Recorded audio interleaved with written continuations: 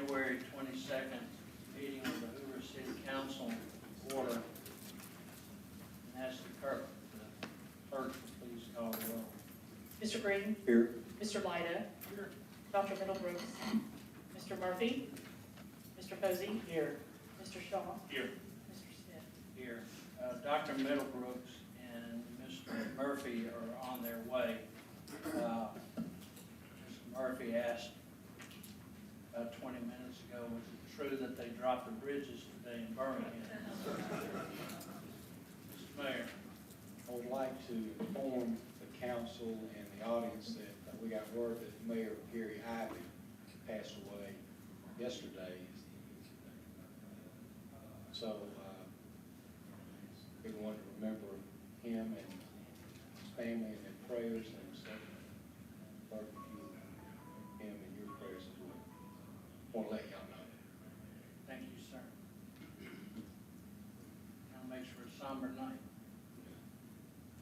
Well, let's see. Clerk, if you would please handle the invocation and Mr. Posey the pledge. Let us pray. Lord, we praise you and honor you this day. We thank you for our blessings of life and liberty. May we use these blessings wisely, that we may be a source of light and hope to the rest of the world. We pray for our military and their families as they inspire us daily with their dedication to protecting our liberty. And we place them in your protective care. And we pray for the family and friends of former Mayor Gary Ivey on the news of his death. May they be comforted by your love and peace during this difficult time and in their journey ahead. We are grateful for the blessings you have bestowed upon this city, and we continue to pray for its leaders, citizens, and employees. May we always be seeking your will in our lives, individually and as a community. In your name we pray. Amen. Amen. Allegiance to the flag of the United States of America and to the republic for which stands one nation under God, indivisible, with liberty and justice for all.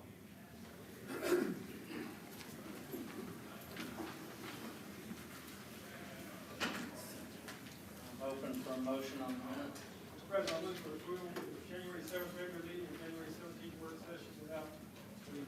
Second. Motion second, all in favor say aye. Aye. Those opposed nay, the ayes have it. Under the report section, Mr. Mayor, we have a proclamation for Hoover Helps dash neighborhood bridges. Mr. President, I will join to read that if that's okay. Yes, sir.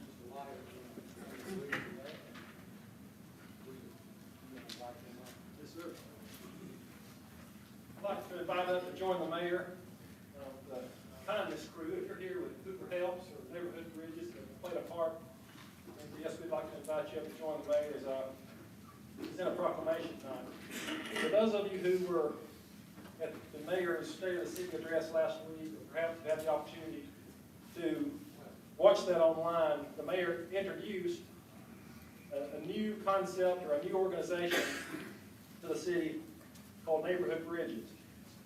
The proclamation will tell you more about it, and I believe someone from the kindness crew is going to come up and offer a few words, but if you will, Mayor, I'd like to read the following proclamation, please. Proclamation for Neighborhood Bridges launch in Hoover, Alabama.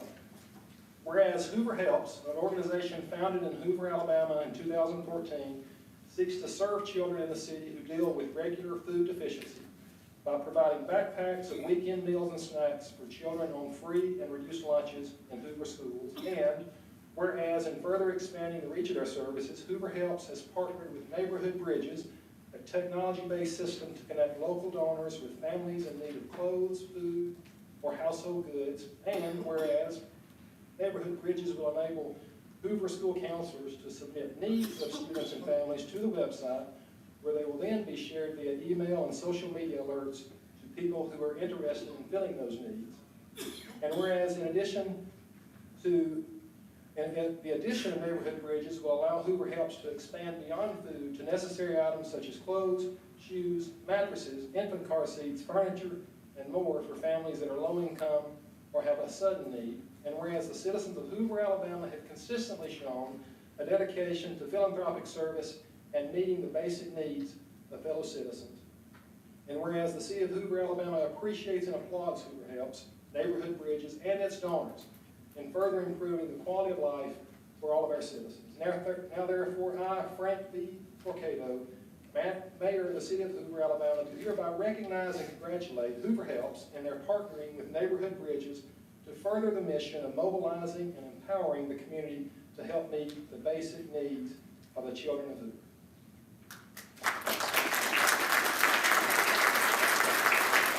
Mayor, I know we're joined by many individuals of the Kindness Crew. I do want to point out that Greg and Donna Bishop are here. They are the founding partners of Hoover Helps. And they're joined to their left by Mr. David Bannister. David is probably Hoover's biggest and greatest doer. If you want something done, you get David Bannister on your team, and I promise you, it's going to get done. Also, Janet Turner is with them. Janet is, of course, the Chief Executive Officer of the Hoover City Schools Foundation. They, too, have been instrumental in getting this up and running with a launch date, I believe, of February 4th. So the city is incredibly proud of this team, but as you guys know, it takes an entire community to pull this on. We look forward to hearing more about that and hearing just in a few minutes from you on the future plans there.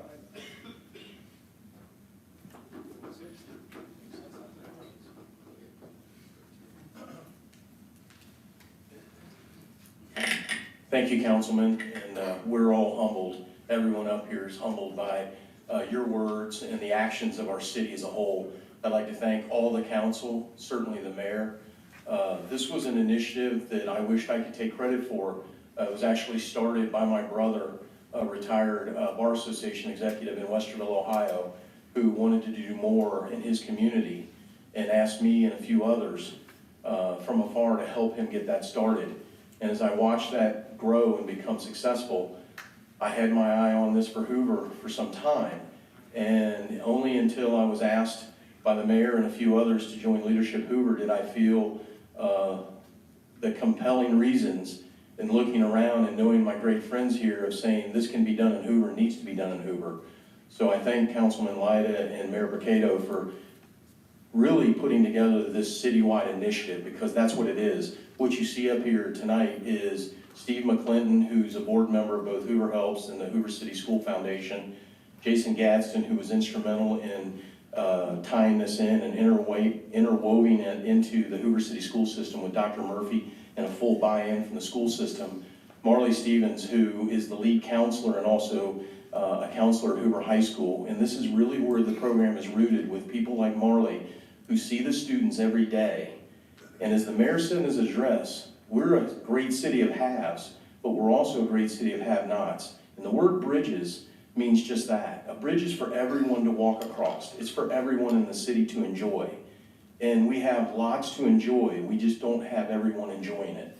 And we want to get that through technology in the hands. And we also know that Hoover likes to be first in a lot of things and be doers in all that we do. And this is just another reason statewide that Hoover is taking the lead and taking the initiative in a program like this. So I want to thank Marley, Jason, Steve, David Cohen, who's also a board member of the foundation and a business owner in the city, Janet, who we spoke to earlier, who's also the executive director of the foundation and one of the 3 members that will be helping running it, Debbie Marr, who's with Nukes, again, showing us that businesses are involved. I know over here, but not up here, is April Stone with the Chamber, who has also been very helpful and instrumental in bringing the power of the Chamber to this initiative. And then, of course, I should end it and start it with Greg and Donna.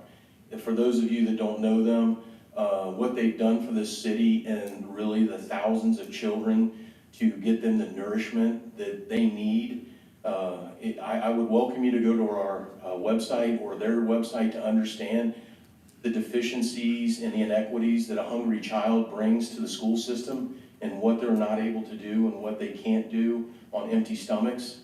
And yet we have so much.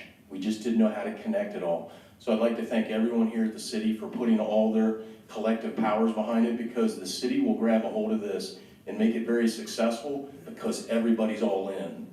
And I thank everybody tonight. We're looking forward to February 4th. We're launching because that is Kindness Month. And what better thing to talk about than kindness? So we want you to be thinking about Hoover kindness and go to our neighborhoodbridges.org Hoover website and learn more about it. Thank you, Councilman Lyda. Thank you, Mayor.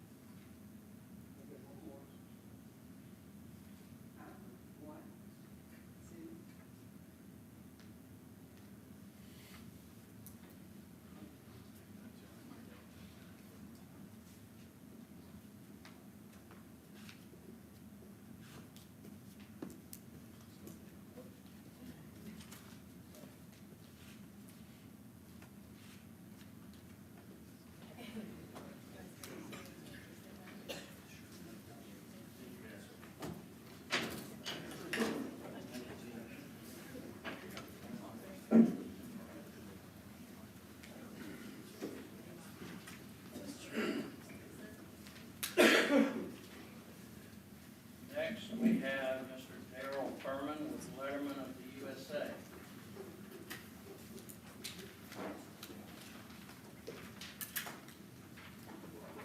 I'm excited to be here tonight to address the Hoover City Council and the mayor and tell you about the great things that have come out of something that happened almost 8 years ago here in Hoover.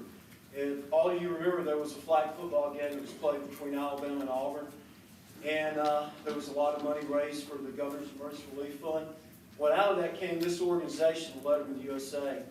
And we've been around for 7 years, or 8 years now coming up, and but we have, we're at our 1-year anniversary, getting our 501(c) with the IRS, or what I like to call the Willy Wonka and the Chocolate Factory Donor Certificate from the IRS.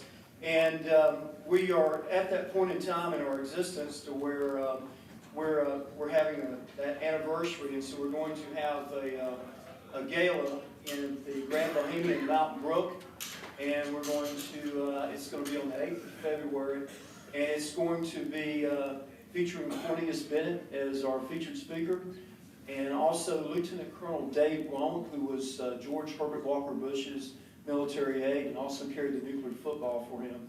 But what was really great about this night is we're going to have a whole table of World War II veterans from 90 to 102 that we're going to present special Letterman to USA footballs to, from, I guess, special guests like Bobby Humphreys at the University of Alabama, Chris Good, Trent Richardson, Cadillac Williams, Curly Hallman, Ray Perkins.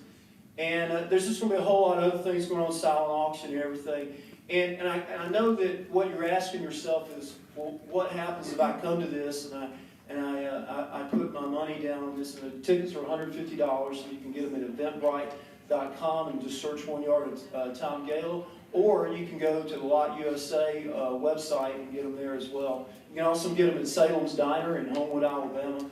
And but what this is going to benefit, it's going to benefit our veterans, and this is how. The Letterman USA has been giving for many years. We've been giving autographed footballs to wounded veterans for motivation and support. And what we do is we basically get them their favorite college football team, head coach to sign a football. But now we're getting into other things. We're going to start building ADA compliant renovations for these veterans. We're also going to do personal mobility aids and track vehicles. This whole organization came about from this flag game that I told you about, and what we've essentially done is we've taken the many diverse skills of former college athletes and current coaches and former coaches to build this organization that works with our nation's veterans, wounded veterans, works with also disaster victims, and takes care of its own former players in need, because a lot of people don't realize some of the people that played in the Iron Bowl have actually become homeless. And that's what this all-volunteer organization has been doing since 2011. I really appreciate the council and the mayor giving me the opportunity to speak to you tonight. If there's any questions, I'll be glad to answer them. If you guys got any questions, I'll be glad to answer them. Thank you.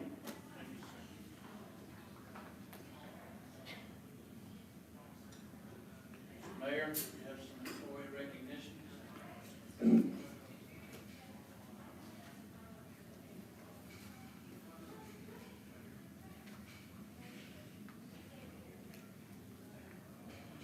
President. I appreciate that. Is it Conrad Davis?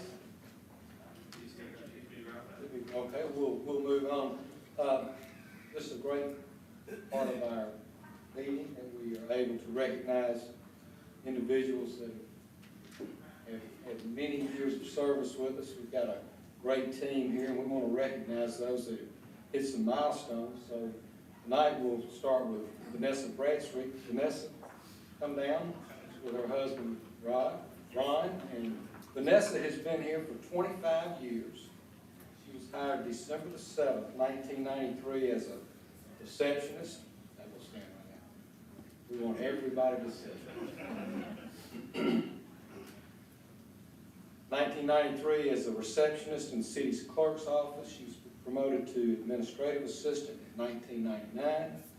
Promoted to park facility coordinator with Park and Rec in 2001. Promoted to accounting specialist in revenue department in 2005. You made your rounds, girl. Goodness gracious. Promoted to zoning assistant in the city clerk's office in 2009. And what a special lady she is. So just a great person to know. She always has a wonderful smile on her face. And she's done a tough job too in zoning. Tough area of the city.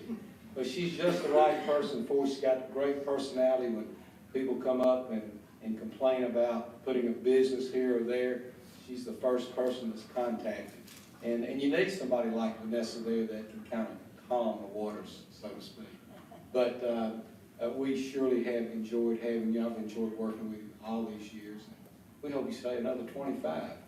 And you know, there's another special thing. Her husband, Brian, does great. He's very involved in our city. We thank you for all that you do, and as well as what your work with veterans. We appreciate that. So both of these folks are very much Hoover folks, and we're thankful for that.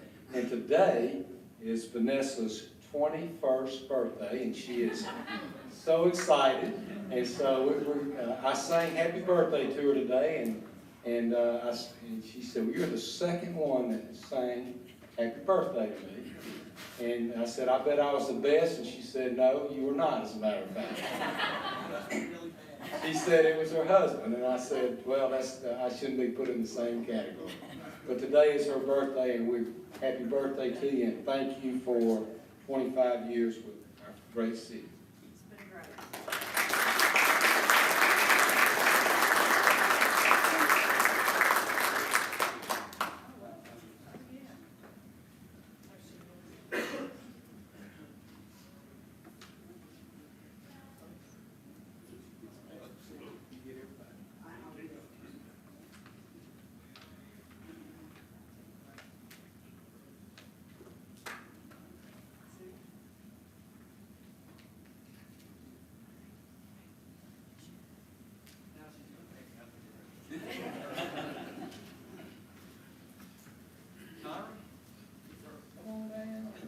Conrad Davis, 20 years of service, Hoover Police Department.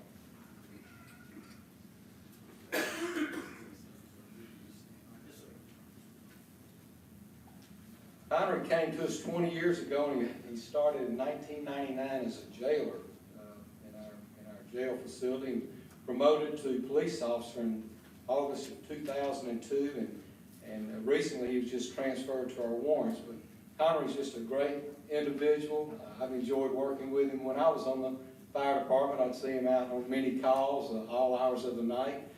Just a wonderful public servant, and just the type of individual that we want as a police officer, someone that is very humble, understanding, is a special servant, and understands exactly what being a servant is. And he just exemplifies that, and we're so grateful that he has been with us now for 20 years, and we look forward to many, many more years of service for you, Conrad. Thank you for everything.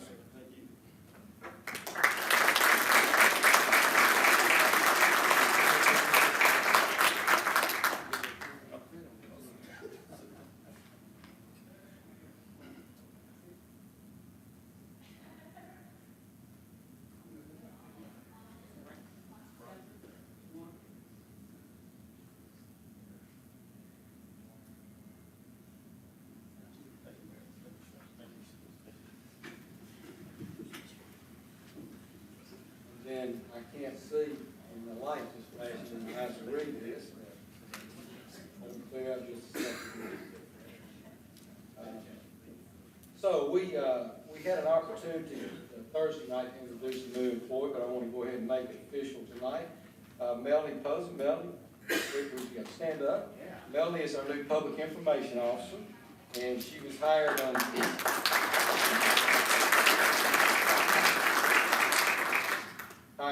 January the 14th of this year. She has 22 years of news experience. The past 15 years she's been with WBRC. I thought that was back there, wasn't it? Okay. She is a Hoover resident, has a 10-year-old daughter, Judah, and we're really grateful to have her on our team. We've already had a number of occasions that we've had to put her expertise to work, and we started this back, probably July of last year, when we learned that Lori was going to retire, and we had about 90 candidates go through, apply for the job, and we were able to whittle it down to 10, and then to 4, and then to finally number 1. So it was a pretty intense process and a long process, and we are certainly grateful to have her on this side of the camera and not asking tough questions anymore. So welcome to our city. We hope you have a long career here. And Mr. President, there is on the agenda, a consent agenda that is, I think it's H, that deals with the overtime. Yes, sir. And I would ask that you remove that, if you can, from the consent agenda and allow me to give more information that I think you might be interested in as we move forward on this resolution. Thank you, sir. Next, we have the reappointment of Joe Fleming to the Educational Building Authority. This authority has only met over one project.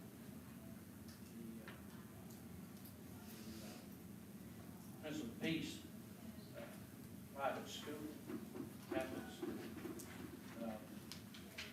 I believe they've met since then. Is Mr. Fleming here tonight? We had conversations about whether or not we should fill this or whether we should let it be empty until whatever time that the need were to arise again. So I'm open to conversation from the council. Mr. President, so how long ago was it that the Education Building Authority last met? It's probably been 10 years. That'd be about how long that school's been in place, Mayor? Longer than that.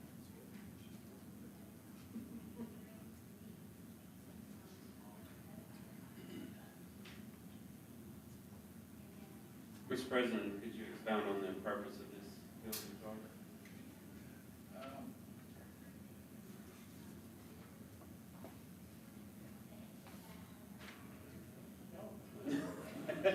If no one, so then I'll make a motion that we absolve this board until further needed. Second. We have a motion and a second. Any additional comments or questions? Mr. President, just for clarification, how many people are on this board? 3. Okay. Says I must have been a heck of a meeting. Yeah. Yeah. And another question, Mr. President, is there a notification that we need to give them before resolving this board? I guess this is the third. Danielson, what kind of responsibilities does the city have in resolving this entity? I would need to look at that in law, but would you want to completely dissolve the board, or would you just want to let it be dormant, such that it just was not actually meeting and could be reconstituted at any time? Because it is an officially charter, so, they did file it in corporation, papers. So it is a standalone entity. To that, I would ask Dr. Middlebrooks to amend your agenda to make the group dormant. Therefore, if it needed to be reconstituted, it could. So moved. Have a motion? Second. 2 seconds. Any other conversation from the council? Hearing none, all in favor say aye. Aye. Those opposed nay. The ayes have it. Next, we have city council appointment to the Personnel Review Board. There are 3 members to this board. The mayor picks one, the Employee Advisory Committee picks one, and the council picks one. And the council appointment is up, and the gentleman that's held this position has indicated that he really doesn't want to be reappointed. Council did interview a gentleman over a week ago. A fellow by the name of John Baird. He has a long history here in Hoover. I sat with his father on the Planning and Zoning Commission for about 4 years. Mr. Peters, you remember Mr. Bill Baird. Any other comments or conversation? Mr. President, if I can make a comment just to acknowledge and recognize, even though he's not here tonight, Mr. Otis Beal is the citizen you referred to. Yes, sir. He has faithfully served on this committee for a number of years, and I know Mr. Beal has been instrumental in several cases that come before him and his committee, so I just want to acknowledge and thank him for his service. And also thank Mr. Baird for his willingness to serve. As Mr. Smith indicated, Mr. Baird has a long line of service in the city. To see his willingness to step up and serve in this capacity is very much appreciated. He certainly has a resume in management with IBM that qualifies him. And while we all hope that the services of this grievance committee are never needed, it's good to have professionals like Mr. Baird that are willing to serve. So having said that, Mr. President, I would move for the appointment of John Baird to the Personnel Review Board. Second. We have a motion second. Any comments or questions from the council? Having none, all in favor say aye. Aye. Those opposed nay. The ayes have it. Mr. President, Mr. Baird is in the audience. May he stand to be recognized, please? Thank you, sir. Welcome on board, sir.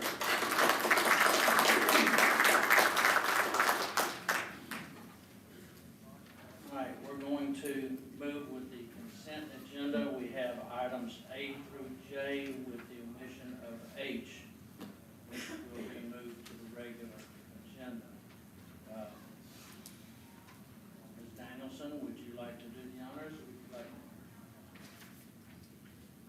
Let's see, resolution number 5924-19 amends the budget for fiscal year 9/30/19. Resolution number 5925-19 authorizes the mayor to execute an annual service agreement with the Hoover Chamber. Resolution number 5926-19 authorizes the mayor to execute a claim service agreement with Brentwood Services Administrators for workers' compensation claims. Resolution number 5927-19 authorizes the establishment of a checking account with Regions Bank for workers' comp, claims payments, and authorizes the signers on said account. Resolution number 5928-19 authorizes the mayor to execute an asset recovery agreement with Anthony M. Pinotti LLC. Resolution number 5929-19 authorizes the mayor to execute a human capital management services agreement with ADP. Resolution number 5930-19 is to consider condemnation proceedings to secure a house located at 2272 Vanessa Drive. Resolution number 5932-19 authorizes the mayor to execute an agreement with AT&T for FirstNet telecommunications services. And item number J is the approval of an ABC application for for Claire LLC to allow 040 retail beer on or off premises and 060 retail table wine on or off premises at Neighborhood Brew, which is at 5184 Caldwell Mill Road. Mr. President, I would move for approval of all the consent agenda items with the exception of H, which will be moved to the regular agenda. Second. Second. We have a motion and a second. All these items were talked at length at the work session and thus placed on the consent agenda where we will have no further discussion. All in favor say aye. Aye. Those opposed nay. The ayes have it. Now we're going to move to the regular agenda. We're going to start off with the second reading of ordinance 19-2418.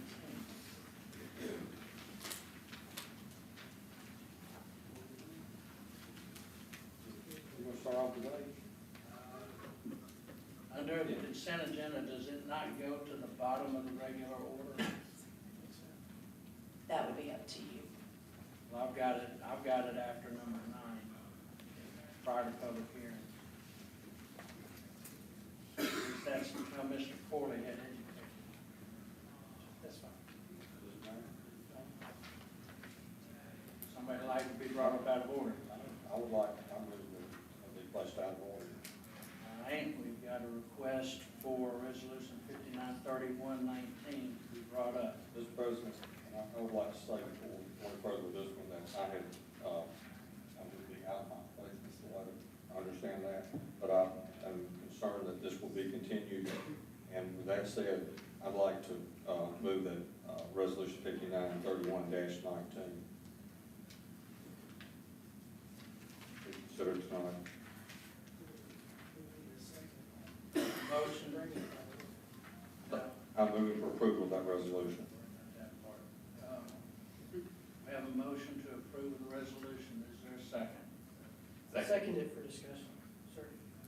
We have a number of seconds. Mr. Mayor, you said you wanted to speak first. Would you like for me to read Yes, this? ma'am, go ahead. This resolution actually modifies the police department's work week for overtime purposes under the Fair Labor Standards Act, such that it is based, number one, for non-exempt police officers upon a 40-hour, 7-day pay period with overtime paid for any hours over 40, and 2, for detention officers upon an 84-hour, 14-day pay period with overtime paid for any hours over 80. Yes, sir. Thank you. Well, as was just read by the city attorney, certainly back in 2000, when Mayor Skelton changed the pay period from 40 to 43 hours, and certainly within his rights to do that. We would like to, like our police officers to be treated fairly, be treated like everyone else in our city. Just as our public works employees are treated when it comes to overtime, park and rec employees, city hall employees, all of our 40-hour employees that are non-exempt are paid a time and a half after 40 hours. We just believe that this is an unfair practice, and considering what our police officers are faced with, they should be treated no different. And I wanted to bring a little more information to the table as well about the cost of it. Of course, we know the worst case scenario would probably be around $500,000, but realistically, we think that the cost would be somewhere around $300,000. And of course, this is calculated based on the new salary schedule, and it does include benefits. There's been some talk that this has some relationship to, we've had one officer that has filed a notice of intent to sue, and that's based on a retirement, RSA-based retirement figures. And we've had intense discussions with RSA, and in our mind, this has been settled, and we feel like RSA has answered this and has given us the correct way to report compensation. Of course, this was something that we did not initiate. We're talking about this compensation issue of overtime and retirement. This is not something that we initiated. It was initiated by a police officer. We brought it to the attention of RSA, and it turns out that we indeed, for many years, had been reporting this incorrectly. And they guided us through how to correctly report it. Went through just a lot of meetings with them, and talked about the Supreme Court ruling and how that affected their decision, and so many other things. I think we've already talked about that in the, over the course of this discussion, but these are two separate issues. One has nothing to do with the other, and we don't want that confused. One is about treating our officers fairly in terms of when they work 40 hours or over 40 hours, they'll be compensated a time and a half. The other has been resolved and dealt with how compensation and retirement benefits are calculated. So with that said, I don't have any other to add to it. Certainly our city attorney can add more to the discussion about that took place with RSA if you're interested in hearing that. But just wanted to make sure that we were able to get that point across to you that this has nothing to, one has nothing to do with the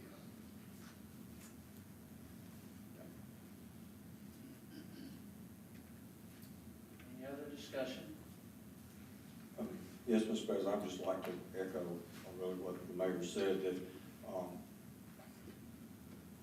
in my mind, what is right, and that's what we're dealing with this situation. If every other employee or employee of the city is paid for any time worked over 40 hours, I cannot see how in the world we could not allow our police officers to fall under that same category.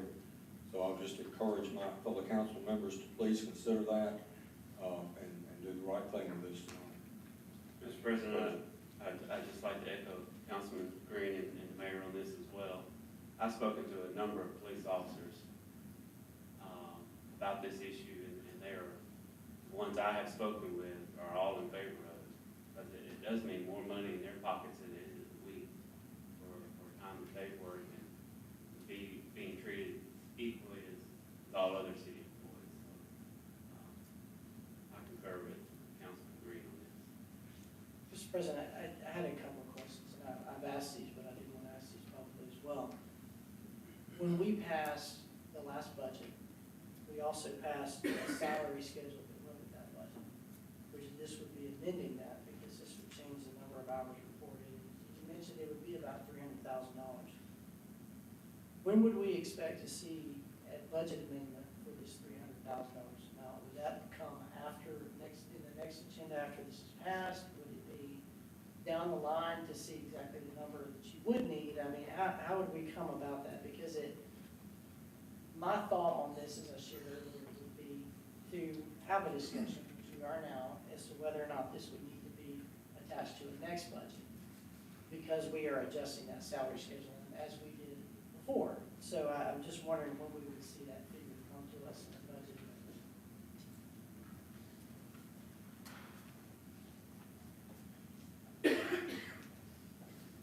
Thanks, Mr. Posey. In Dr. Lopez's absence, she had a conflict tonight. I'll try to answer that.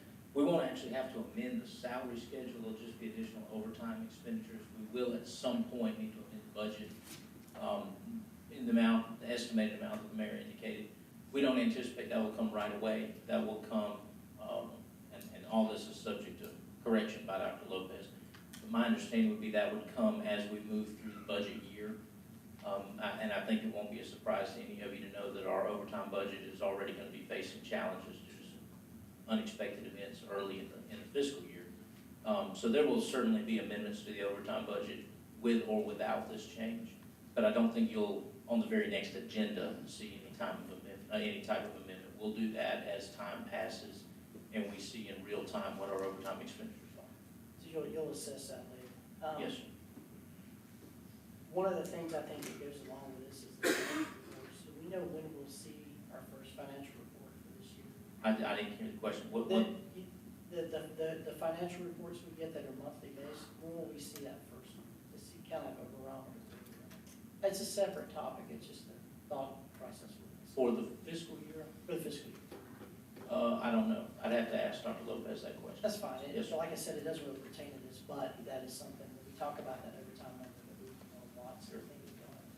Right, I think in previous conversations, I think it was delayed due to the fiscal year closeout. She wanted to present closeout numbers along with the first statement. Okay. And I don't wanna overcommit. I think it may be close to being ready to be released. I know we got some taxation information in just in the last couple of weeks, so I think that you'll see it very soon, but I'll verify that with Dr. Lopez. That's fine. I do recall that. I did have a follow-up question, and I think it's there is some confusion as to RSA reporting and that 40-hour number and the correlation to this. And I do understand that going to a 40-hour work week does not have any impact on that reporting because, if I recall correctly, there are some departments, and we talked about this on Thursday, that do have a 43-hour work week, that do have that 40-hour requirement, the reporting requirement that RSA passed down. I just want to understand that this is completely separate, that 40-hour requirement would be there regardless as to whether we have a 43-hour work week or not. We're just trying to shore this up so that the officers here are equal with every other employee that is working a 40-hour week. Is that correct from a legal standpoint? That those are separate and how they're separate? That's correct, they're separate. One deals with the RSA regulations, and the other deals with the Fair Labor Standards Act, which is a federal law. And I do believe, and you said this Thursday night, your intent of bringing this to the council is that it would be in your purview to change it, but you want to bring it in form of a resolution so that the council does have some input on this for a future change, should a future change come. Okay. Thank you. Mr. President, if I could. Yes. I think, and Mr. Green, I think we've gone through a lot of processes to make sure we treat our officers fairly, and I think we've done our due diligence on a lot of those steps. I agree that this would increase the pay for officers, but in understanding the way retirement is reported, it reduces the amount of retirement that's reported. Without going into executive session over pending litigation, I can't see how those are not directly related, maybe not legally, but in an overall case. I'm not going to discuss that any further. My intent, Mr. Mayor, you've indicated you have the power to do this. My intent is to abstain on this. If it's not the purview of the council, and if we're not clear on the legal relation beyond just the law, I just don't see. I think we want, in every case we've shown that we want to treat our officers fairly when it comes to pay and payroll and things like that. There just seems to be more at play here that we don't know, and if there's pending litigation, I'm just not comfortable voting yea or nay on it until we know more about it. Mr. President, if I could, just for clarification, this does not reduce the retirement reporting for police officers. This only affects when police officers receive time and a half overtime, but it does not have any impact on how their retirement earnings are reported. It's very critical that they know that. Mr. President? Yes, sir. Thank you. I tend to concur with Mr. Shaw. This is an executive decision. The mayor is an elected executive of the city, and I'm content to allow him to make executive decisions. In fact, it seems like we're considering a motion here that we don't know how much it's going to cost exactly, or how we're going to pay for it exactly. So I'm not comfortable voting on that. In fact, I would move, Mr. President, that we table this for future consideration. Motion to table the motion. Is there a second? Thank you. We have a motion and a second. A motion to table is not debatable. Madam Clerk, please call the roll. Mr. Green? Nay. Mr. Lido? Aye. Dr. Middlebrooks? Nay. Mr. Murphy? It is not debatable. It's not debatable.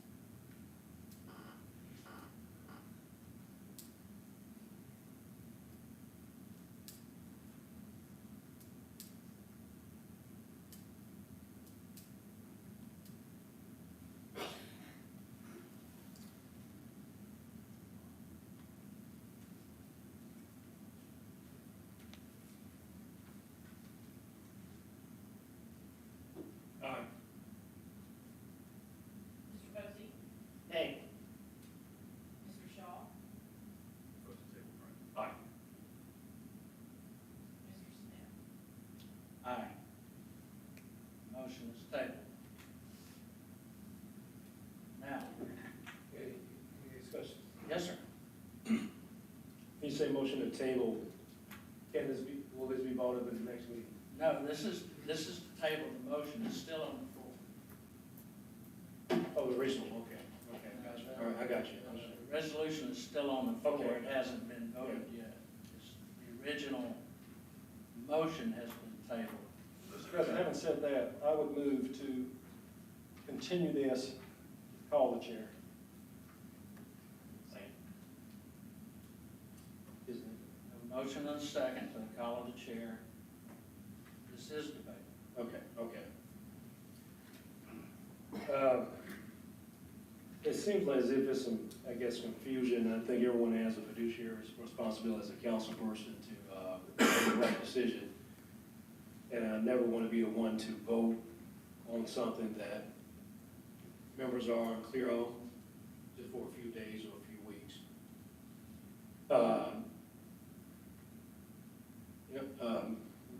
Mayor's office of mayor, can we kind of do a go back through of the two differences? Because I'm somewhat confused on prior, the 43 hours versus 40, how that affects overtime. I'm genuinely confused on that, and where officers stand on that. How was it taken into consideration years ago? Did those 3 hours go towards retirement in the past? Are they considered grandfathered in now? Do you go back in the past and take those out? I mean, what is the process in that? Yes, Mr. Murphy, it is complex, but it is two distinct issues, and I think that's where a lot of the confusion comes in, and the mayor's mentioned that, and council's validated that. So all this resolution deals with is the Fair Labor Standards Act. So under FLSA, which sets out federal rules for overtime payment, for law enforcement officers and detention officers, and it should be stated, this would also affect our city detention officers. They don't have to be paid by federal law. They don't have to be paid time and a half overtime until they've worked beyond 43 hours in a week or an equivalent number of hours in a 28-day work period. The employer can pay them overtime after 40, like any other employee who's on a 40-hour schedule. Many years ago, Hoover did pay time and a half overtime after 40 hours for police officers, and I believe at that time also detention officers. At some point in time, I think the resolution might reference the year 2000, I think is the correct time frame. That was changed by the mayor at the time, which was legal and proper and within his purview to do. And so at that point in time, the city said, well, we're going to drop back and we're going to do what FLSA allows us to do, and that's to cause officers to work until they've crossed the 43-hour threshold. And then every hour that they accrue after that will be paid at time and a half. All this change does is says, we're going to pull it back to what it used to be. We're going to be a little more generous than what FLSA requires us to be. And we're going to pay time and a half after 40 hours for police officers and detention officers. Does not change the number of hours they physically work in a week. Their work week stays the same. So for police officers, detectives, et cetera, that is a 40-hour work week to be full-time. For detention officers, they work 12-hour shifts, so they're working 7 12s in 2 weeks. They're on a 2-week cycle. So their physical work week stays the same, but they will get overtime after 80 hours in 2 weeks, as opposed to, I think now it's 84 hours they have to work, or 86 hours they have to work every 2 weeks before they get into time and a half. The relationship to the RSA regulations is a separate question that's been asked and we believe answered at this point in conjunction with RSA, with their chief legal counsel. But this does not change that. This talks about, there's some RSA regulations that talk about the percentage of overtime that can count toward retirement. This doesn't change that. It doesn't change their base pay calculation. As the mayor stated, we believe we're doing that correctly and in keeping with state statute at this point. We've been assured of that by RSA. And this doesn't affect that. This is just about when time and a half kicks in. And I hope that's helped. Yeah, and it does, I guess what it really boils down to, glass half full, glass half empty type approach. Guess what I'm hearing is that it's a right now call, so I get, if I get overtime, I get it right now. If about the old system, correct me if I'm wrong, at 40, instead of being at 40 now, that goes into your overtime at the end. Past, if it was 43, you got credit for 43 hours that went into your retirement. Is that the dilemma that is faced by the divide there? Those are the two separate issues. So the second. And I understand that. Yes, sir. The second statement you made has been a discussion with this one officer who's brought that forward, and we think that question's been answered. Now, whether or not it's answered to his satisfaction, we don't know. But we believe that that's been definitively answered. There's been a state Supreme Court ruling on that. That's been the basis of all of our decisions. So yes, in the past, talking about base pay, in the past, hours 41, 42, and 43 counted toward base pay. That's a separate matter, and we think we've dealt with that. We'll probably continue to deal with that. And then have you discussed, I guess, with the chief, morale is everything too, and again, I'm not in operations, so I can't think of operations staff from a legislation point of view. But if operationally everybody is on board with this, and we can say that that's the case, other than maybe not to slight the few, have we made and ensured that took place as well before? We can't tell you we've spoken to every hourly police officer for sure. We've spoken to many of them. We've not had any negative feedback from hourly officers, the ones who would be directly affected by this. We did put a communication out last week to all police personnel, detention officers, explain to them the proposed change, explain to them the impact, and encourage them to contact any council member, the mayor, or city administration with any questions or concerns that they might have.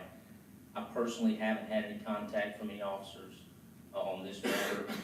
I don't know if the mayor has had any contact since that communication went out, and I'm not aware of, who may have approached you guys. And that doesn't matter. We told them, hey, bring your questions, bring your concerns. So that opportunity was put forward. The officers that I did speak with prior to last week have indicated that it made sense to them. They'd like to be treated like every other 40-hour employee. Mr. President, if I could say just a quick statement to both of you, is I appreciate and understand the spirit of shared governance you're bringing this to us, but I would say that you've got the authority and purview to do this now. You do. If there's no appetite here for it, I would say withdraw it and do it using the power you already have. Like I said, I appreciate you bringing it to us and wanting to include us in this, but if the appetite here is not to do it, and this is something that you want to do, you have the authority to do, I would say withdraw. Mr. President, I'll just echo that. That's exactly what I was saying earlier.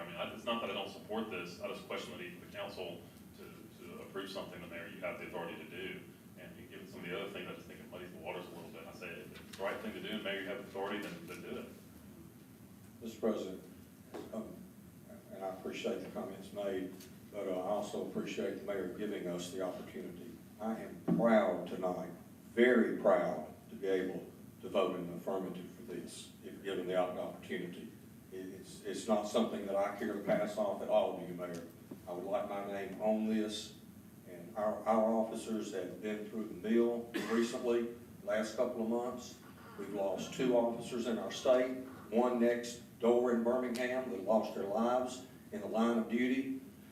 In my opinion tonight, it shows disrespect not to move forward with this. Thank you, Mr. President. Mr. President, just further clarification, a funding source has been identified for this fiscal year, and then it would just become part of the base budget moving into next year, just for the council's knowledge. Mr. Rice, you bring up the Fair Labor Standards at the federal level. We spoke Thursday about the fact that under fair labor, it identifies a police officer's work week as 43 hours on the federal level, just as the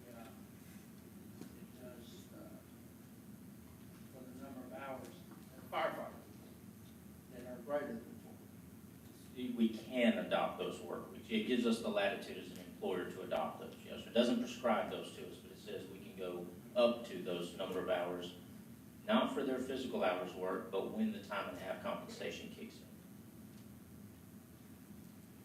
in. I think that part of the concern within the police department, I've talked about in previous months, but it has to do with those 3 hours being available to go towards retirement.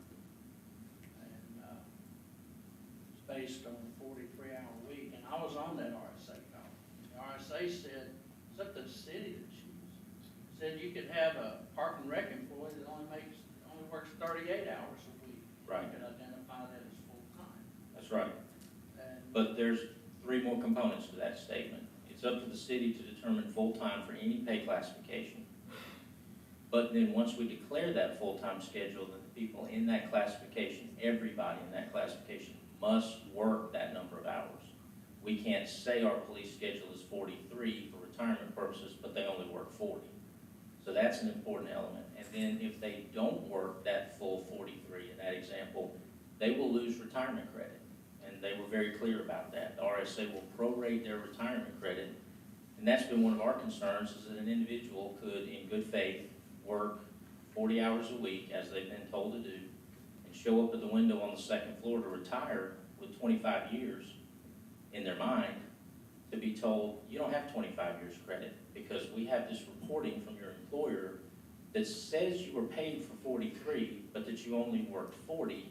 You have 23 years and 4 months, or some prorated amount. We think, clearly that would be devastating to an employee who had made their plans based on the credit they thought they had. So you're exactly correct. RSA says the city declares the work week, the physical work week for any job category. But once we declare it, the individual has to be compensated for that amount. They have to physically work that amount. We can't say it's 43, but they're only working 40, and we're going to count those 3 hours. That's the error the city was making for many years. And RSA has indicated that they will not retroactively try to seek any kind of payment from employees. They're not going to go back and recalculate people's time, but they know it. They were going to know it when their new reporting software goes in place. It was going to be flagged for us, and luckily we got in there ahead of time and we said, hey, we think there's an error here. So it's a complete 360-degree evaluation of what their work week is, and there are many ramifications to that. Now, I think that's where a lot of the misunderstanding comes in, and I get it. It took me many conversations to understand it. It's not simple, and we understand certainly how an employee could have a lot of questions about it. But I'll reiterate what the mayor said. We didn't come up with this. An employee in good faith came in asking questions about why his withholding was different from a peer in his same job class. And HR started trying to answer the question, and that brought in finance, and then all of a sudden talking RSA, and they said, well, you're not reporting it correctly. If they're being paid for 43, they have to physically work 43 every week. That's just what we've discovered. anything else from the council?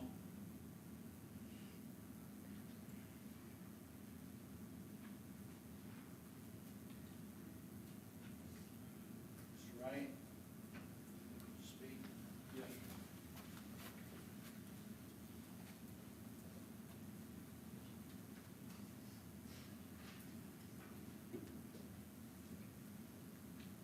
My name is David Wright. I've been an employee of the police department now for almost 24 years. I'm the one that, well, this past March, I noticed there was a change in my retirement. I tried to contact HR about it, tried to get some answers. And one thing led to another, and I've since been in numerous meetings with city administration, including city attorneys, and conference call with RSA. This proposal sounds great. It sounds like the way it's presented is coming from the heart. We're trying to take care of our officers. And on its face, that's a good thing. You need to understand a little bit of the history of how we got here. We were on a 40-hour pay period. several officers noticed that you would work over a couple hours, but you would not receive the amount of pay that you were supposed to be getting. Basically, what happened is the city was paying straight time through 40 hours. For the 41st hour we worked, we received zero compensation. After 41 hours, then we started receiving time and a half. We tried to address this matter directly with HR, and the discussion went nowhere. Several of our officers went and filed a complaint with Fair Labor Standards Board. And the director said, no, if you're gonna be on a 40-hour week, you have to pay these officers overtime for all hours worked after 40. There never was an explanation given for why we weren't paying for that 41st hour. After that directive came down, they started paying us, and a bunch of us received checks for the back pay that we didn't receive. There's really no other word for it, is retribution to the officers for taking this outside of the city. We were then put on a 28-day, 171-hour work period. That has a pretty drastic effect on your paychecks, as far as if you work over versus taking off at a later time in that 28-day period. The attitude of the officers was less than positive, and it drastically affected their work productivity. To the point that, I believe it was 1999 when that occurred. Later that year, the mayor put us back on a 43-hour period in compliance with FLSA. And even in the memo the mayor put out, they mentioned that we hope this helps with officers' productivity levels. Everything was fine from that point, but in 2012 they changed state law and put a cap on our retirement compensation. Now, it's been said numerous times up here that these two things aren't related. They're directly related. The problem is some folks are misunderstanding that information that RSA gave us in the conference call. I was in this call, I understood it, I asked some very direct questions to the director of RSA and to their legal counsel. Got the answers I was expecting, but I don't think that everybody else involved understood exactly what they were telling us. It comes down to this, they're calculating two different things. They look at the amount of time that we work, so we're earning years in the system. So that for every week worked, you're earning a week of credit towards retirement. At the end of the year, you have 1 year credit. If that number, right now we're on a 40-hour work period, I believe that applies to most every city employee with just a few exceptions. The issue of saying if the officer's on a 43-hour period, that either we don't count those extra 3 hours, or no, they're going to be required to work it, that's where the misunderstanding comes from. In a recent case that went to the Alabama Supreme Court, they were very specific. All hours that are paid at regular time, and these times are terms that are defined by FLSA. All these straight time hours should be counting towards our base pay. That has nothing to do with the fact that we have to work 40 hours a week to be a full-time employee and earn the amount of time credit in the system. I even met with the mayor this past Monday and tried to explain this, and the city attorney was there, and gave them a proposal that would have taken an extremely complicated situation, simplified it very easily, and remedied all these problems, and it would have ensured that there's no other civil issues that result afterwards. It would fix it, it would make sure these officers get full credit towards their retirement. Now, if we went to a 40-hour work period where we were getting time and a half afterwards, basically that is, it's a two-edged sword. If those 3 hours aren't counted, every single one of the people affected will end up having a reduction in their retirement. That reduction, if there's somebody who actually works overtime, turns out to be about 10.5% reduction in your retirement earnings if you retire when you first get to the point that you can. If you continue working later, that percentage goes up. Knowing that, if you have enough time between now and the time you're going to retire, you can make up for this deficit, you have an opportunity to fix it. Officers that have 20 years more, or they're going to retire, they can remedy the situation. 15, 20, it could go with weight, depending on how they handled it. But you have officers that are 15 or less years away from retirement.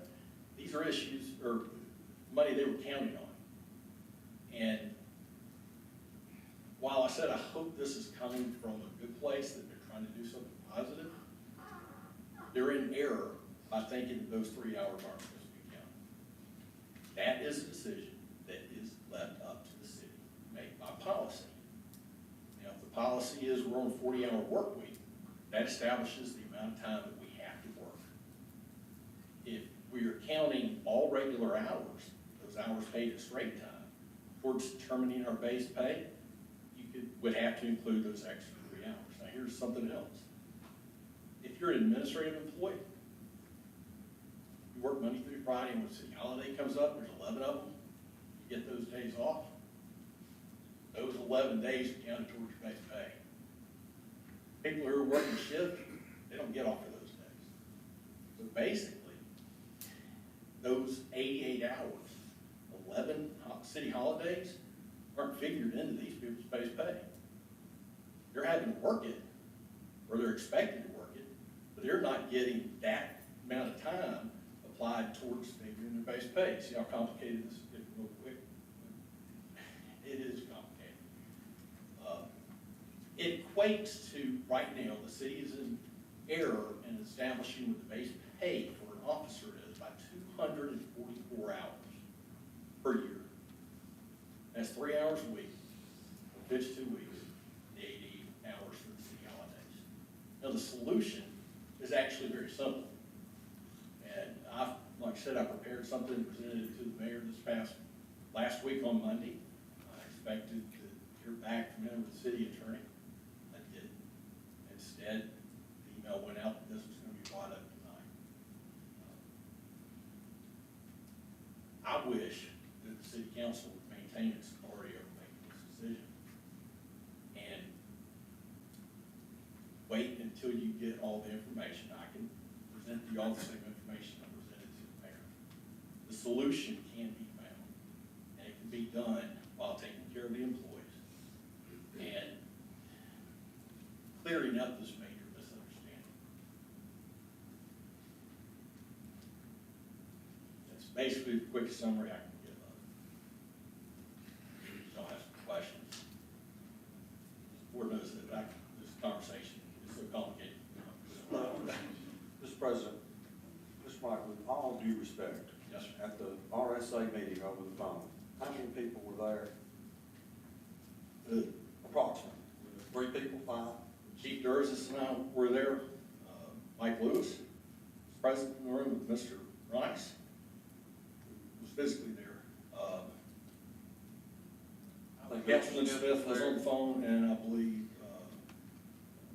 Mr. Corley, and I believe Ms. Danielson too, along with the director of RSA and their head legal counsel. Well, the question begs to be asked, how do you understand you were the only one that understood? You made that statement. No one else did. I asked the questions directly, and I had to give credit to the RSA attorneys. Their attorney kind of stayed back in the conversation for a while until she finally came forward and just laid it out in plain simple terms. But only you understood what she was saying? It would appear that way. And that's the problem, and it's the whole crux of the reason why the city has been given notice of claim. Like I said, I think this issue can be resolved, but misunderstanding is thinking that the number of hours that are required to be a full-time employee are directly related to the hours that are counted for compensation. Now, here's the catch. They're going to be instituting some new software at RSA that originally was supposed to go in effect the first quarter of this year. I'm not so sure it's going to make that timeline, but that was their intent. When that software goes in, there's going to be more fields, more data points that the city's going to have to fill in. I asked Mike Lewis exactly what those data points were. I have not got that answer yet either. But if there is something that doesn't add up. If we're on a 40-hour week, the city's actually counting 43. And they count the holidays for these officers, so they can at least get the same credit that every other city employee does. Their software is gonna throw a flag. When that happens, all they're gonna do is contact the city. And they're gonna ask, is this correct? And it's the city who would make the determination, yes, it is correct, or no, it's not. But they were very specific, no gray area whatsoever, that this is solely a decision being made by the city of Hoover, not RSA. Mr. President, Mr. Rice.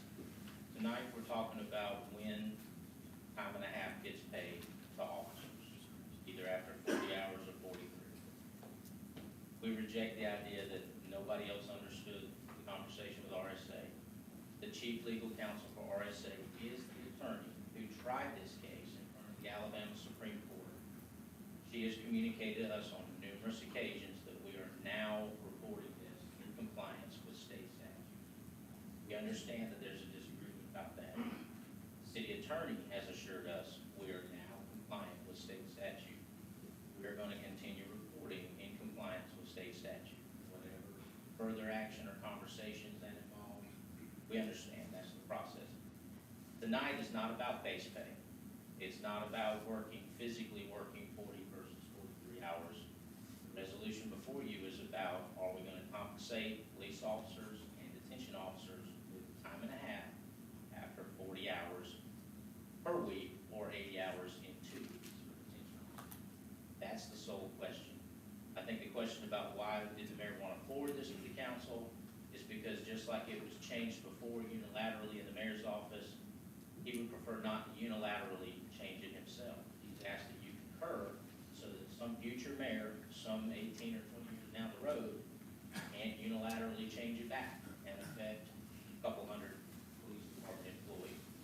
It would, hopefully with a resolution in place, then require executive action and concurrence from your body. That's what we're here to talk about tonight. Obviously, much disagreement about the facts on base pay, what happens to the 3 hours, et cetera. We're confident in that position. We believe we understand it, and we're confident in that position. Mr. President, I have a question, and I'm not sure who to. Oh, just throw it out there. Okay, well, we in the consent agenda adopted a new software that is gonna be a digital time clock. And, doing payroll each week with a digital time clock, it's a lot different than a handwritten card. You're gonna have, 0.5s, 42.5s, for instance, for this, instead of 43s, you'll have some that are over. Because it will give you an actuality of the punch in and punch out, which will affect this. It will affect the number of hours you see. You may see under 43 or over 43. And in the hospital world, we're on paid time off, which is accrual, which means a lot of times it will true up and take you to that 43, which I think with your system, of course, I haven't seen the policy, it may not. You have set time off over here that's not an accrual in that process. So that may change things. I do wonder though, if prior to this, when you had a handwritten card, if that you wrote in the 43 when perhaps it was a 41-hour shift, or different discrepancies there that you're not going to have with this clock, which I think is going to be an answer that will come in time once you get the software in and use it. But I am wondering how that comes to this right here, because you're going to have an assumption there that everybody is on a 40-hour week, or that there's this 43, and they would accrue up to 43, and then that would change. I just wonder how that's going to impact this. And honestly, the question is, for prior, was it just rounded to 43? Were certain ones rounded to 43? Do we know how that works? And I think, again, and to your point, there's a lot of questions here, a lot of questions. Some of them, I don't know if we can come up with them yet. They need to be answers and clarification. And you did provide that into what's being considered here. But there again, you brought more questions to my mind about this 41st hour that's not compensated. I don't think that's in this policy here. That was what was fixed in 1999. That caused that. Right. That had existence. Which I'm sure had its own explanation in itself as to why it was done that way. I do think that in the grand scheme of things, we're going to have to get some data behind us on this new digital system.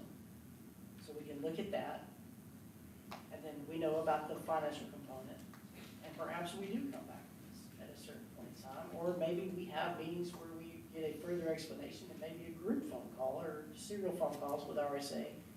Get a thorough understanding of that component, thorough understanding of this component. Well, that could be the case too.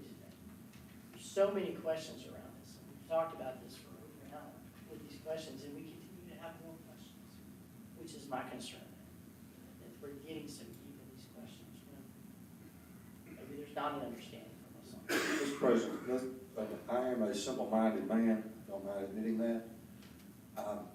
I have listened to all this, and it is complicated, but can we not go back? What am I missing? Tonight, we're only talking about paying overtime like every other city employee for over 40 hours.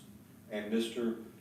Rice said that there was in no way, if I may paraphrase, that you realized that that would affect their retirement in any way. Is that correct? It does not affect the reporting to RSA of their retirement, will not affect their pension. What it does do, Sergeant Wright correctly alluded to the cap that the state legislature put in place on what percentage of their base pay can be counted, of any employee's base pay, not just police officers, can be counted towards retirement. So if they work 100 hours of overtime a week for their last, best 36 months of their last 10 years, all of that overtime cannot count toward their pension.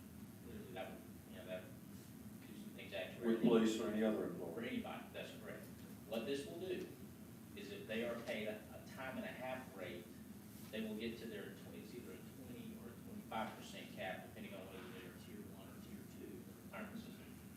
They'll actually get to that cap faster. They can continue to work overtime. That doesn't mean they have to stop working the overtime. They can continue to do so if they were willing and if the department's willing to assign them those hours. But they'll only be credited toward retirement for that 20 or 25% of base pay, and this will help them get there faster. So for those officers who want to get to that cap and stop working overtime because they know that they maximize their additional pension benefit, they can stay home more. They can Rice, stop working faster. Yes, sir. Isn't 120% of 43 hours a week greater than 120% of 40? It is, and if they want to get 120% of 43 hours a week, they have to physically work 43 hours a week as their base, not including additional hours. But that's not the issue in this resolution. This resolution is about when do we start paying time and a half, period. And that's the difference of opinion right there. That sums it up. Any other conversation from the council? President, I'll just wrap up with my thought by saying what I've said before in a different way. I think there's a lot of smart people and well-intentioned people with a lot of disagreement over what's going on with this. We're told that this vote isn't needed to do it, but we're also told that we want some authority down the road to not undo it. If this were an airplane, every light would be blinking yellow, and I'd have no intention of voting on this, either abstaining or continuing until we know more. We have a motion to continue on the floor. It's been motioned and seconded. Madam Clerk, please call the roll. What are we voting on? To continue to the Collins chair. Mr. President, will you be putting a date on that? I'd be happy to put it 2 weeks. Next regular meeting. Mr. President, last question. And what are we prepared to, what are we asking the mayor to bring back to us to make a decision? To be prepared to make a decision. If it's a 2-week next council meeting, whatever we asking the mayor's office. I do empathize with the mayor because initially. I understand, and basically it's base lobby. So count the noses. He needs to convince people, yes. President, Yes, sir. April, do you think y'all could provide us with a one sheet explaining the RSA decision, or maybe talking the RSA, just so we're clear about the separation of these two things? Because that seems to be the confusion.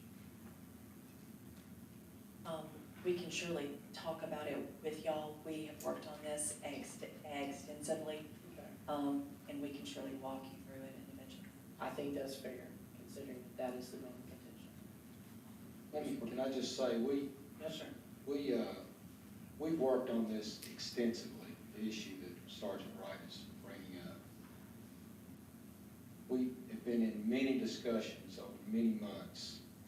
There's no way that we can involve 7 of you in the amount of time and hours that went into this. There's one individual that doesn't agree with how we're reporting it. We didn't invent this. Came to our attention from a police officer. Discovered that we were doing it wrong. We didn't figure that on our own. RSA told us that. We corrected it, and we moved on. Since then, we have continued to deal with one individual that does not understand this, or contends that the 15 other people in the city that have dealt with this don't understand it. You will never get a complete, it is so confusing, it's mind-boggling. But at the end of the day, what someone is wanting to happen here is to get credit for 43 hours of working, but only working 40 of those hours.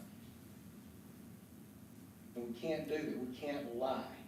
When they call and say our software is showing this, we can't tell a lie. And we have to treat everyone in that classification the same. So I simply came to you gentlemen tonight, or several, I think we first brought this up a couple of months ago. It has nothing to do. The issues are different. But when the issue came up of Sergeant Wright, we were grilled and a lot of things were said from this dais about how we handled it. A lot of accusations about how we handled it. And they were absolutely wrong. And a lot of things were said about individuals that were wrong. And we proved, not that we were out to prove anything, but we had to prove our integrity. We had to prove a lot of things. And the only way we could do that is get the opinion of the RSA. We don't make this stuff up. We just follow the rules. Very simple. So I felt like it was important because some of you guys felt like when we changed this that you didn't know anything about it and you resented it, and it simply wasn't something that we had to involve y'all in. It was an administrative decision that we made. And the RSA concurred with that as well, as a matter of fact.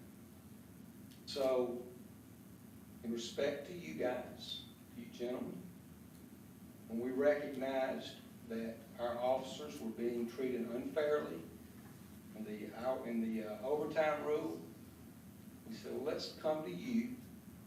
And I just want a concurrence that you too believe our officers are being treated unfairly.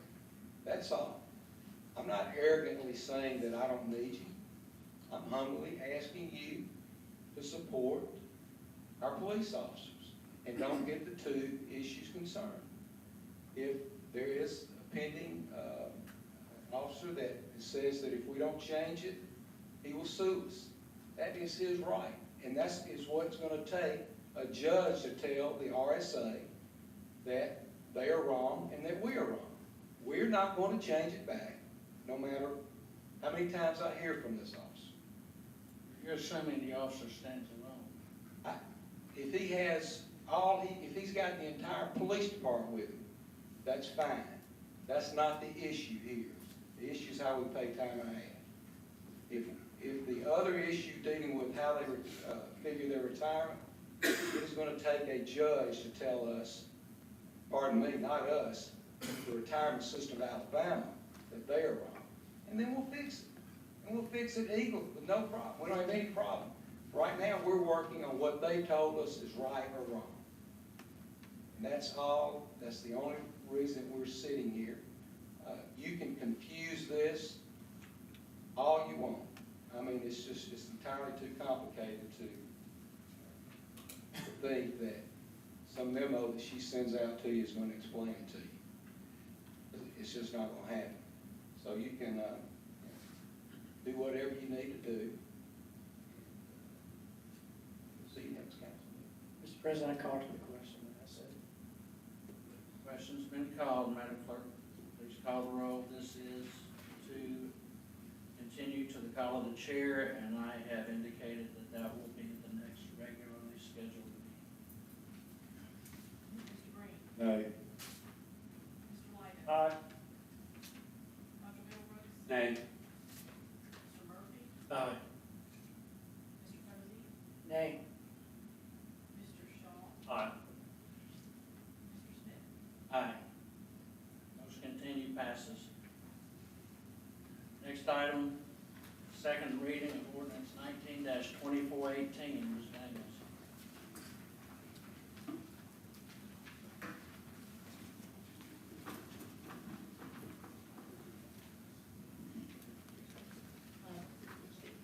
This ordinance amends Article 4, Appendix 6, Article 4 of the city's code as specified in the ordinance to grant a non-exclusive franchise to MCI Metro, doing business as Horizon Access Transmission Services, to allow them to construct, maintain, and operate a fiber-based communication systems in, over, under, across, and through the public ways of the city.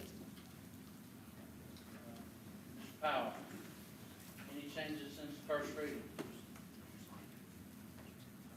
No, sir. Any questions from the council? Mr. President, I'll move for adoption, ordinance 19-2418. Second. Have a motion second. Now any questions? Hearing none, Madam Clerk, please call the roll. What about the public? I didn't see your name on the sign-up sheet, Mr. Secretary. I thought that was for the comment in the portion. Okay, come on, I'll let you speak.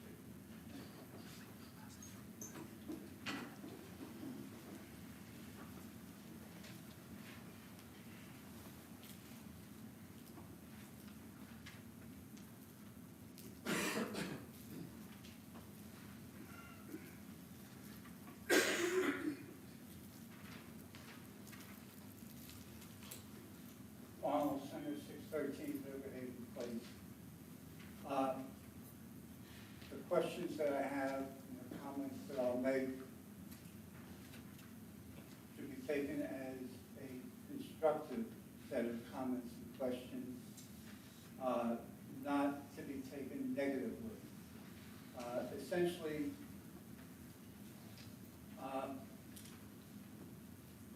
as I read the franchise agreement, there are questions with regard to the maps as to where it's going to be, whether it's all underground or parts of it are over, on poles, etc., or under bridges. There is a section about the additional benefits of the city. It's a conduit system, but it doesn't provide for anything not a conduit or its equivalent not in the ground. In other words, aerial situation. The typology of the system. Is it a point-to-point system, or is it a sonnet system? Now, a sonnet system, if you think of it this way, you have a straight line between 2 points, there's a break, you've lost communication. In a sonnet system, you have a polygon of varying shapes, whatever shape it turns out to be, but with synchronized signals going in two directions, so that if there's a break anywhere in the polygon, the data still gets delivered to where it's needed. This is the key to quality fiber communication. And I understand that essentially MCI Verizon is doing this for the backhaul for the small cells. That's their primary thing. Now, I'll go to the 5% for the moment. Unlike a filing that MCI, this MCI subsidiary has, in Colorado, there was a whole tariff that went with that filing. I see no tariff associated with it. I myself am a customer of Verizon. It's my Verizon cell phone bill.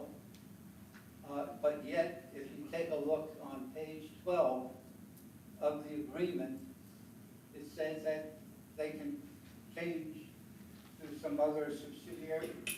It excludes anything involving the parent company, a subsidiary, or an affiliate. So there is no assurance of any revenues that would come from the 5%, which I'm certainly questioning why that's there. There is no sequence that is shown, or even a requirement that will be able to connect all the pieces that we need for the conduit that the city is getting as an additional benefit. We could wind up with orphans. We don't know the sequence in which the work is going to be done by MCI Verizon. So we don't know the topology. We don't know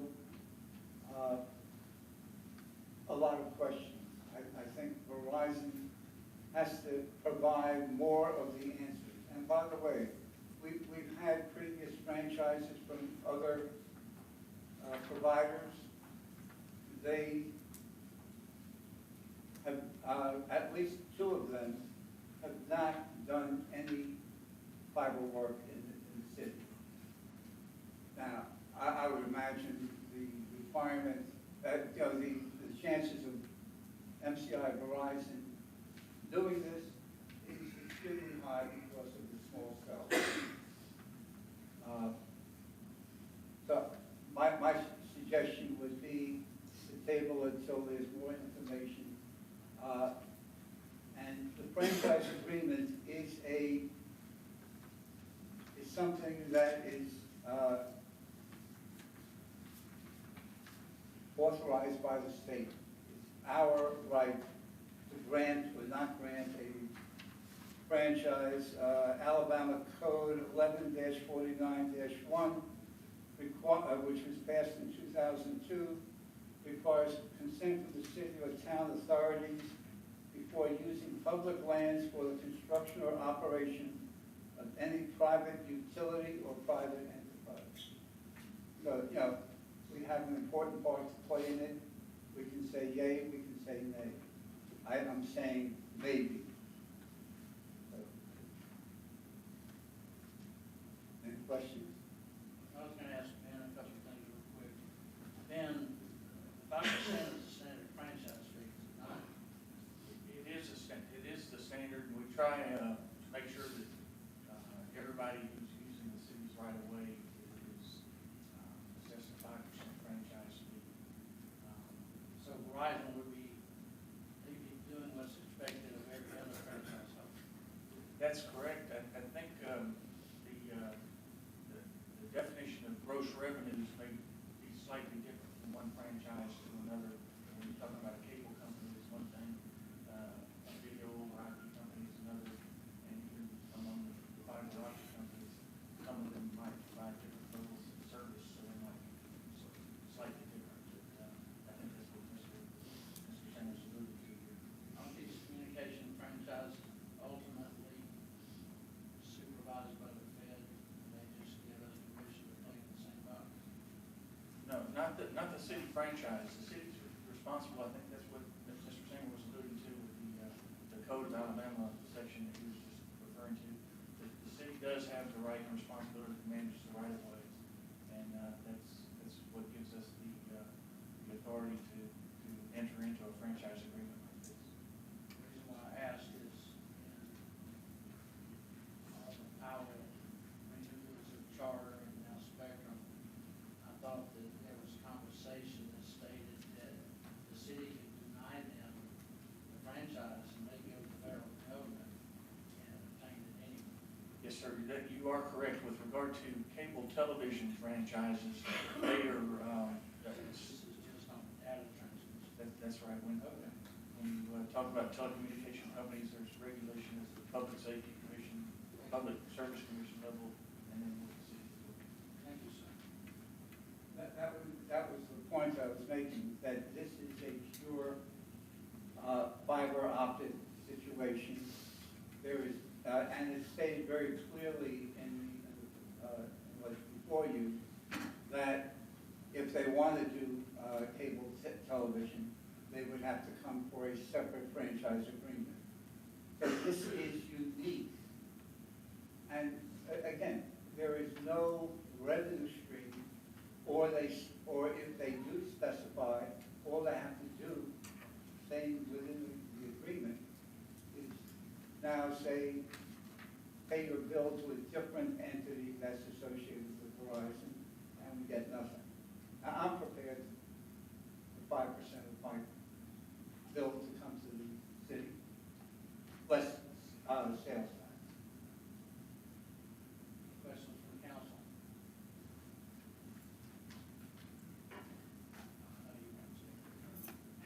You do not want to hear me talk about Sonic Ranch. Ben, can they hand it off to another entity and thus get away from their obligation for the 5%? I think that they can let one of their own sister companies all under the Verizon umbrella utilize that, and I think that's to be expected. The Verizon wireless system is different than the Verizon access transmission system that we're actually contracting with, so they're all under the parent company of Verizon, and I believe that's something that's fairly common in the industry, but it's, they can let one of their sister companies utilize the fiber without having to incur franchise fees on that. Not only that, also allow other similar companies, not part of the Verizon network, to rent them dark fiber or lit up fiber, etc. If in fact they are doing a sonnet, and I don't know Councilman Shaw's feelings about sonnet rings, but if they are in fact doing a sonnet, and that might be the best thing for us to rent, do a financial analysis and rent that kind of coverage so that we have the highest quality of communication with all of our facilities, especially our public safety facilities. Ben, do we have any other data transmission franchisees that weren't currently do business? Oh, yes, sir. This would be our fourth fiber optic franchise agreement in the city. So if we asked this company to do anything different than the other three, is that problematic? I'd certainly want to confer with our city attorneys before I'd say, is that a problem? But each of these franchise agreements has basically the same terms and conditions, but each of them have nuances based upon their levels of service and somewhat what our goals are in awarding the franchise and what our benefits are. So there are nuances and slight differences between each of the franchise agreements. It's not just a blanket ordinance or blanket agreement that everybody Do stripes to. you feel that there's any reason that we should continue this in hopes of trying to strike a better deal?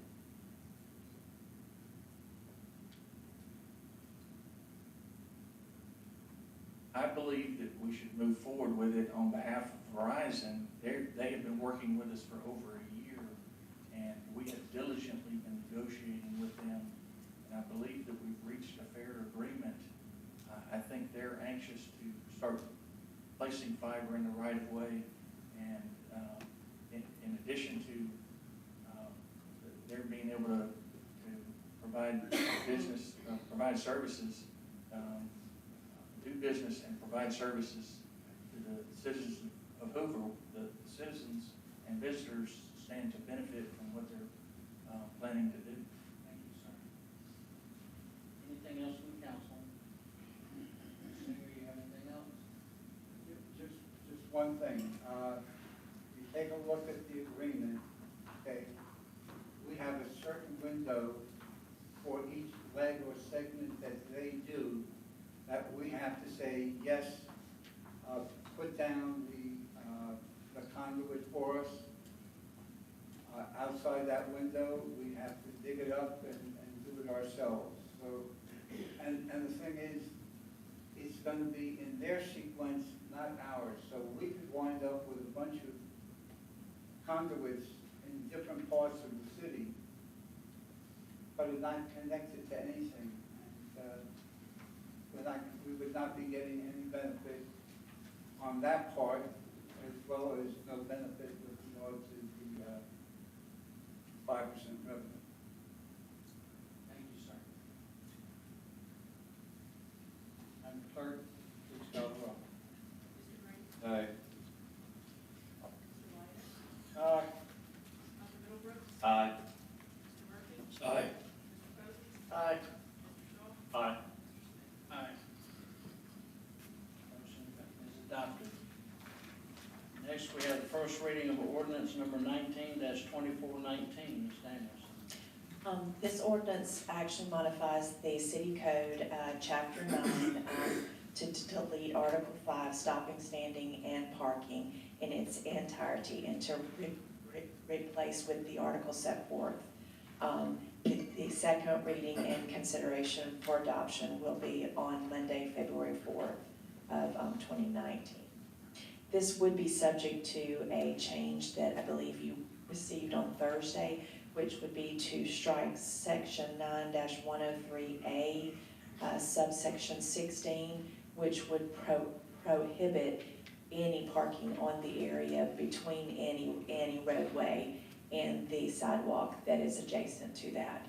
So by taking that out, it would allow parking there. That was the latest adjustment, taking care of not needing a separate first reading. That is correct. Thank you. Open for a motion. No, first reading. I guess we'll have a motion later. It's a long night.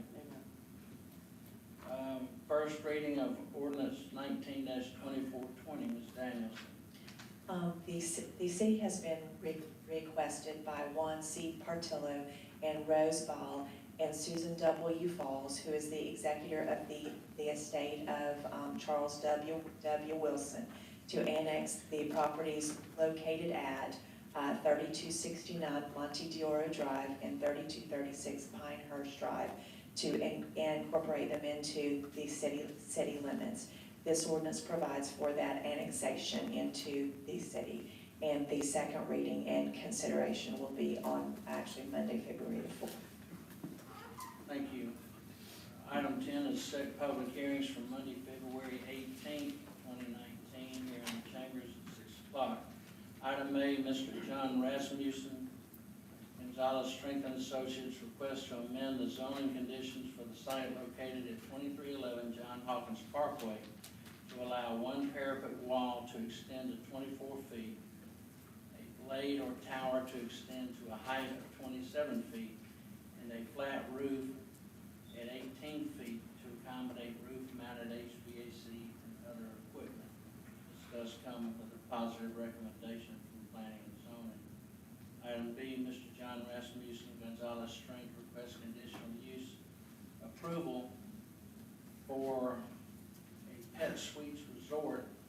This request includes a revised site plan for a facility offering various services to pets, including grooming, nutrition, boarding, and other specialized services. Item C, Mr. Cole Williams, Goodwin Mills, and Kaywood is requesting to amend the site plan for conditional use approval granted in February 2018 for the crossings at Hoover, a senior living independent memory care center to be located at 2171 Parkway Lake Drive on the corner of Montgomery Highway and Parkway Lake Drive. Property is owned by S&K Investments and is zoned PUDPI Planned Light Industrial. Even though this is not a first reading, Mr. Charlie Beavers is here to provide any answers for any questions you may have prior to the public hearing. Obviously, the public hearing is really going to be the place where the public is invited to participate. Do any of the members have questions of Mr. Beavers for this evening? Yes, Mr. President. Mr. Beavers, do I understand that there have been some modifications made since your last visit with us? Yes, sir. Explain. Be happy to, Mr. President, council members, Mr. Mayor. My name is Charlie Beavers, 1819 Fifth Avenue North, 35203. And I will just limit my comments to whatever you want me to limit them to, and I'll highlight the changes in the plan. John, can you get that up on the board? Let's get the site plan up, please. When the process works well, it makes the project better. And we've, as you know, been through this process completely. And the word I got from this body was you just weren't comfortable that the neighbors would be able to enjoy their homes with this facility the way it was planned, that they would hear pets barking and whatnot to the extent it would be intrusive. And I reported that to Pet Suites. Pet Suites came back fairly quickly after that and said, well, what if we bring all the animals inside and totally delete all outside runs, play area, everything. Nothing happens inside. And then what if we also move the building forward toward 150 because we won't need the play area outside. It'll give us room to do that. It's another 40 feet or so further from the neighborhood. I made another suggestion to them, and I said, I think you ought to also put in some special soundproofing into the walls in addition to what you would otherwise have to further buffer it. And they agreed to that, which I can present to you tonight. And they also agreed to beef up the landscaping, because when you move the building forward, you don't have to cut the slopes. You may recall this building will be 12 feet below the level of the homes in the back. And so they can move further from the homes. That gives them a little more room to put in additional landscaping. And so I can show you all of those elements if you would like to see them tonight. Been a long evening, and we've still got a lot of work ahead of us. We'll do whatever you want. Possibly you could email.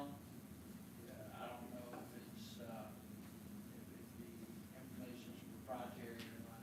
We can email it. If you'd be willing to email that to the council, and we can be looking that over prior to the public hearing, and possibly vote. And possibly we can contact you or any of your staff for whatever questions you may have. Have to do it however you would like. We can get that right to you. Oh, I'll tell you that we do also, we've invited the neighborhood to attend a meeting here Wednesday week at 6 o'clock, I believe it is. And our staff, folks will be here, John Rasmussen and Robin Gregory, the civil engineer and landscape architect from Gonzalez Strink, to go over the changes in the plan and hear from them. And we've already heard from some things they would like, and those are other things that I didn't even mention that are incorporated into the revised plan. I would love to be able to tell you, we expect we'll get everybody to say, yes, we're for it, you know, I don't know. If the neighborhood will, that frankly, there's some folks there that would rather not have anything, they like not having anything there, but I do believe that we'll be able to present you a proposal that, because of this process is presented, in fact, a development that will be to their benefit and to the benefit of the city. Any questions for Mr. Beavers? Thank you, sir. If you would disseminate that information to us. We will get it out tomorrow. There's a lot of payment bill. Mr. President, I reviewed the bills and would move that they be paid in full as presented to us. Second. We have a motion and a second. Any comments or questions from the council? Hearing none, all in favor say aye. Aye. Those opposed, nay. The ayes have it. Any comments or questions from the council? One point, Mr. Rice and I briefly talked to you about this, Highway 150 between Stagecrest Road and Ross Bridge. I know LDOT has been working on that road quite some time. It's on a decline coming down. Can we get some form of update when they're gonna finish the last asphalt base, all these stripings and markings? A lot of neighbors are calling me about dangerous traffic coming that way, and with the shutdown of the Interstate 120/59, a lot of folks gonna be using 459 coming this way as well too. And there's one more section, is a I think a town hall complex that lost their deceleration lane coming downhill, to the point neighbors sent me a picture of, they feel like they're gonna get rear-ended, and one person actually tried to make a quick turn to prevent it and ran and tore up their signage. So any type of controls or dates of, and again, I know that's a state road. We have limited, what can we say about, you go ahead and get that job, I guess, done and completed?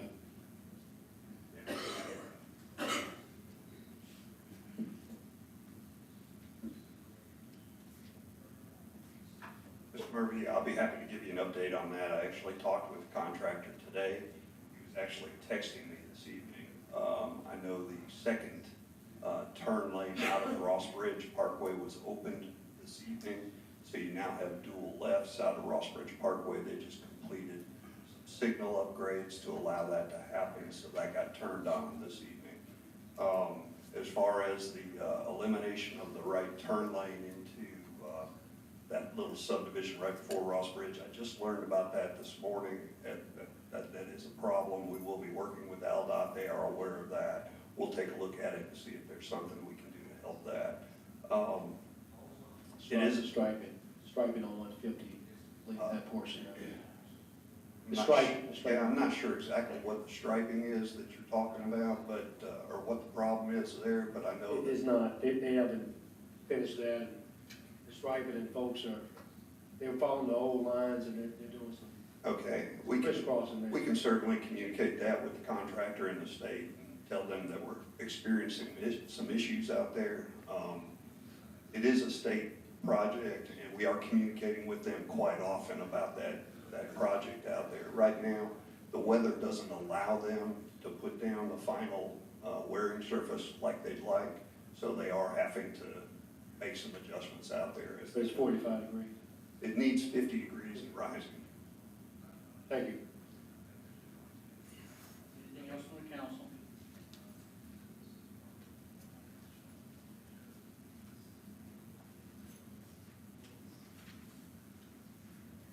Mayor, do you have anything? Council's about to go into executive session to discuss economic issues under the Open Meetings Act. It does allow for executive session for involving matters of trade or commerce in which the governmental body is in competition with private individuals or entities or other governmental bodies in Alabama or other states. That being the fact, Ms. Danielson, do you concur that an executive session would meet state statute? Yes, that would be fitted under Alabama Code 36-7A.